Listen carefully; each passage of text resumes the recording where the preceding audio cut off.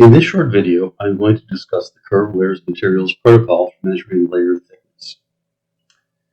To load the protocol, simply select the Count Size menu, select the Protocols button, and in the Materials collection, scroll to the Layers and select the Curved Materials protocol. Pressing the Load button, the protocol is now loaded. All protocols include a demonstration image or an image set. For this particular protocol, select the drop-down next to the Reset button, Load Demo, and have Open Demo Image checked. This is an example of what the protocol is designed for, measuring the layer thickness of curved or bent materials. As you can see, it curves around the substrate. Next, press the Sync button. First, we're going to select the setup, which is going to determine how we're going to measure this curved layer. In this case, since this is a color image, I'm just going to select color. You could use individual color channels if you'd like to. How many layers? There's only a single layer. And then to measure the silicon carbide, I'm going to select, again, I can look on the same image, in this case, color. Since we're doing a setup, I'm going to set this to interactive, and then press the Next Step button. In the setup, there's a few choices here about how to determine the orientation of the layer. By default, the protocol is set up to use the magic wand, which is done in this section, where a layer's orientation is selected by magic wand.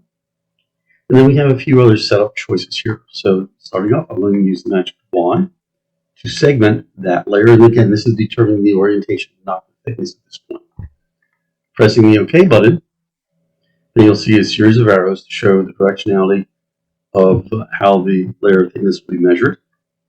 You have a few choices about how many measurement lines. Offset, where you can bring this, you can adjust from the sides of the image to bring it in from the edges. Here, this is actually useful in other protocols where if there's measuring horizontal or vertical layers, you can have an offset. Measure the length of lines and percents of the image. In this case, I really am only one measuring in there. There's only a single layer. And I have show measurement patterns.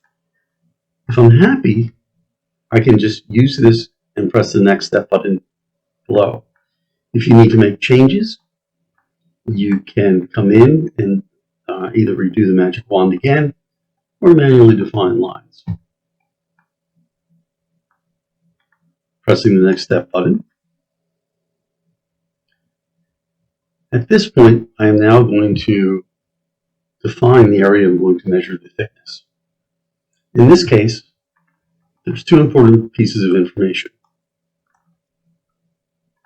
How am I going to define these boundaries?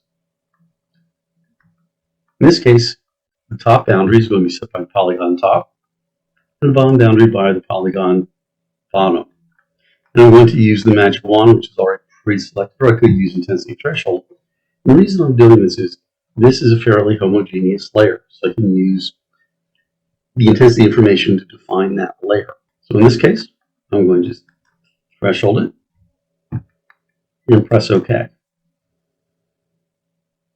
So now, because I have my top boundary and bottom boundary set by defining this polygon, I can now come in and press the Next Step button. As always, there are some options. If there were holes in this layer, I can choose to fill those or not. I can also set it minimum area to measure. In this case, this is already set up. I'm going to press the Next Step. And the analysis has been made. Two important things. So we now have the data table. You're putting the mean layer thickness, standard deviation, max, and the min. In addition, you have another version of that data table, your choice about what you like to export. Nice thing is, with a snapshot, you can export this directly to Excel. In addition, a standard report is included with the layer thickness protocol, which can be accessed from here. We have a separate video on how to set these up and how to access those for And we have a separate video available for how to select and use these reports. At this point, we can now export the data. And I press the Finish button. At this point, I can select another image and go through and do the analysis. As long as I'm doing these images interactively, they will just append to this data table. Thank you.